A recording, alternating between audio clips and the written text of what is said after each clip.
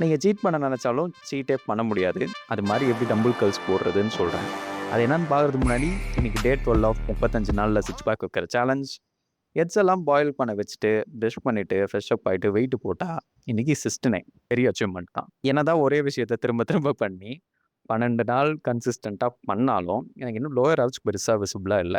இப்ப ரிசல்ட்ஸ் வரலன்னு நான் விட்டேன்னா, அந்த மொமெண்ட்லயே இந்த சேலஞ்ச்ல ஃபெயில் ஆயிடுவேன்.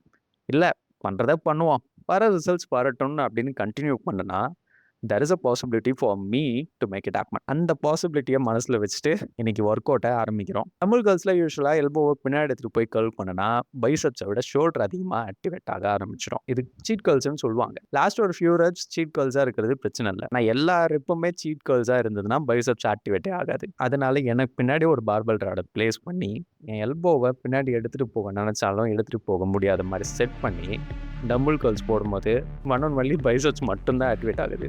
ஸோ இந்த ஒர்க் அவுட்லாம் முடிச்சுட்டு ஆஸ் பர் டயட் எல்லா மீல்லையும் சாப்பிட்டேன். என் டயட் பிளான் என்னன்னு டிஸ்கிரிப்ஷனில் கொடுத்துருக்கேன். வேணா பார்த்துக்கோங்க. நைட்டு எனக்கு யூஸ்வலாக தோசை ரொம்ப பிடிக்கும். எத்தனை வாட்டி தோசை கொடுத்தாலும் சாப்பிடுவேன். பட் நம்ம டயட் படி சப்பாத்தி தான் இருக்குது. நம்ம டயட்டே ஃபாலோ பண்ணுவோன்னு சாப்பிட்டு நைட் ரிச்சுவல்ஸ்லாம் முடிச்சுட்டு படுத்துட்டேன். நாளைக்கு பார்க்கலாம். மாமா அது பாத்தியா இது ஜோக் காட்னு. டேய் நில்றா.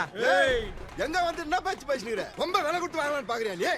கரெக்ட்டா மட்டும் போடு. கம்முனு கபிலே என்ன பேசுனீங்க நீ? கிளம்பு கிளம்பு. ஆமா இங்க இருந்து கிளம்பு. ஏய் எல்லாம் உள்ள போங்கப்பா. ஏய் பெரிய ஆடுகாரன் தானே பயப்படாம வா வந்து என்கிட்ட சைடா வாடா.